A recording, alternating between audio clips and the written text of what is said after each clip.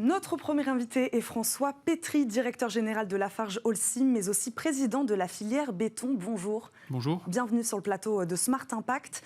Une industrie cimentière qui entame résolument sa transition écologique puisqu'elle prévoit de réduire de 80% ses émissions de CO2 à l'horizon 2050.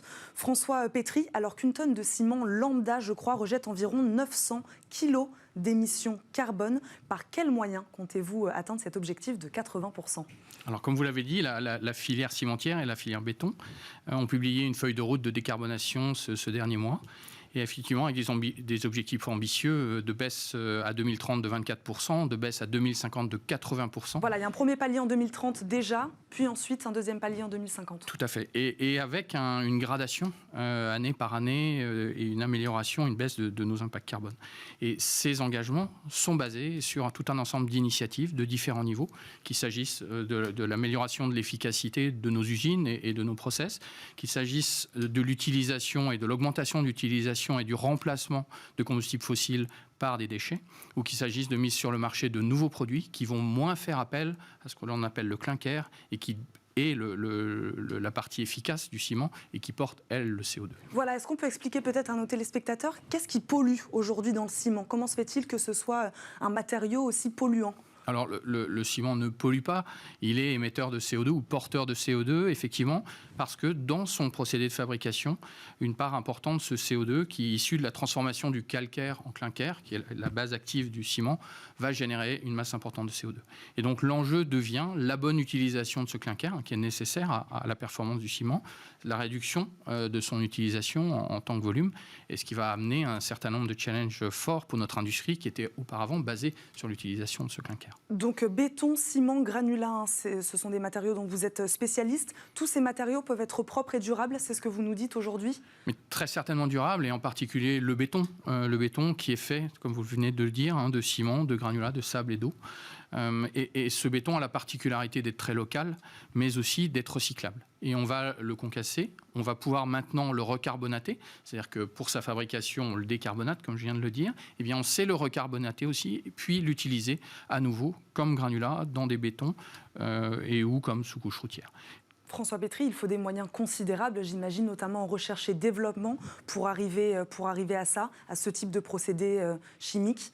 Alors effectivement, notre industrie est une industrie de long terme, avec de très grosses usines. Et vous avez raison, il s'agit d'investissements massifs, de plusieurs centaines de millions d'euros par an pour notre industrie en France. Et pour cela, il est nécessaire qu'on ait une compréhension et une stabilité du marché et de la réglementation qui nous permettent ou qui permettent à nos investisseurs et actionnaires de mobiliser ces fonds. Donc, le permet-elle aujourd'hui la réglementation ?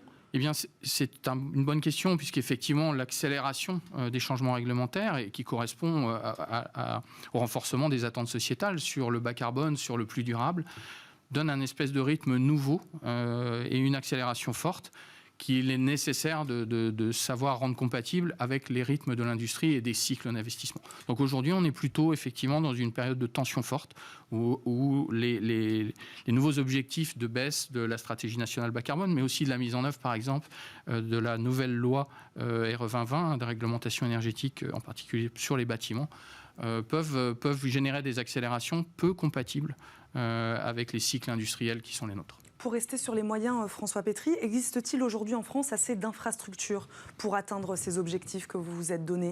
Eh bien, écoutez, je pense que la France a dans les matériaux de construction, est connue pour son expertise et a su générer des entreprises connues mondialement. Il est important qu'on sache garder cette avance et je pense qu'aujourd'hui, qu'il s'agisse de la recherche, qu'il s'agisse des ingénieurs, qu'il s'agisse des entreprises, nous avons effectivement une industrie performante et qui doit pouvoir le rester avec le soutien de l'État et de l'administration, avec de la visibilité sur l'accès à l'électricité décarbonée, et c'est un point important.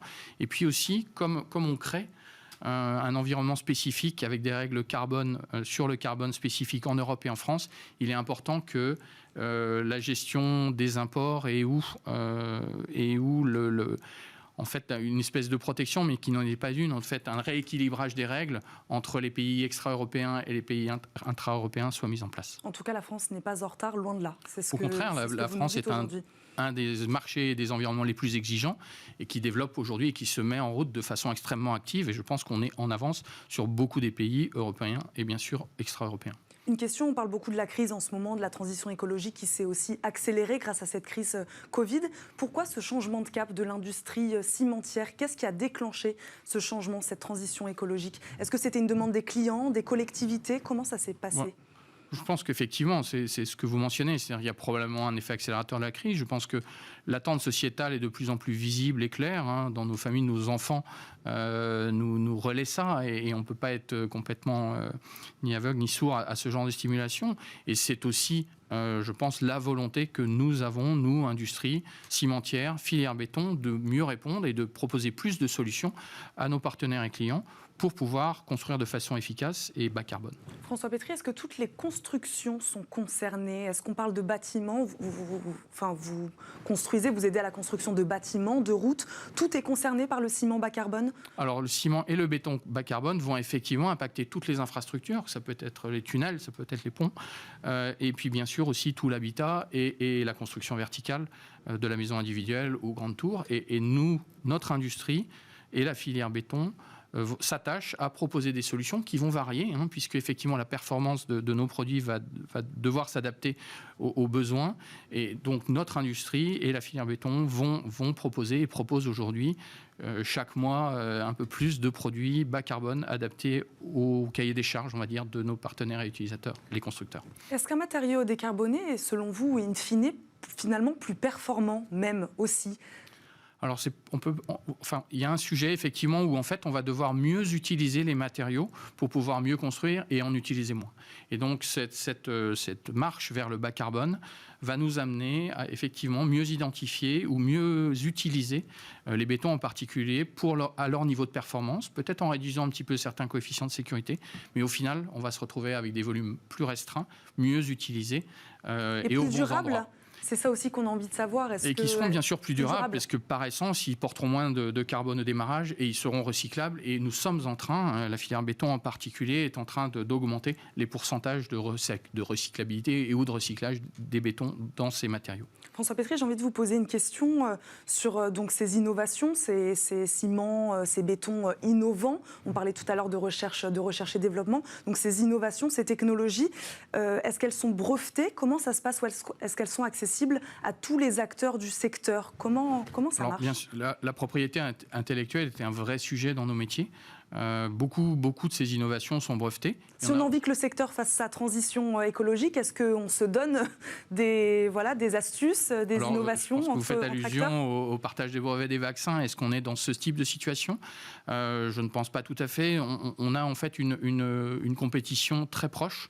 En fait, tous les grands groupes et les grands acteurs travaillent sur des approches assez comparables et bien sûr protègent leurs découvertes par des brevets.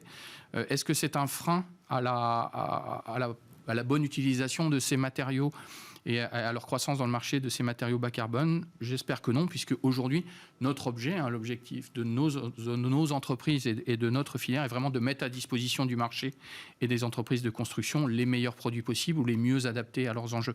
Donc je ne pense pas qu'aujourd'hui, la propriété intellectuelle soit un frein à la bonne utilisation de produits bas carbone dans le marché. C'est important de le préciser. Merci beaucoup François Pétry. Je le rappelle, vous êtes directeur général de Lafarge Holcim, d'avoir passé cette première partie d'émission avec nous. Merci. On passe tout de suite à notre débat RSE. On parle de diversité et d'inclusion sociale.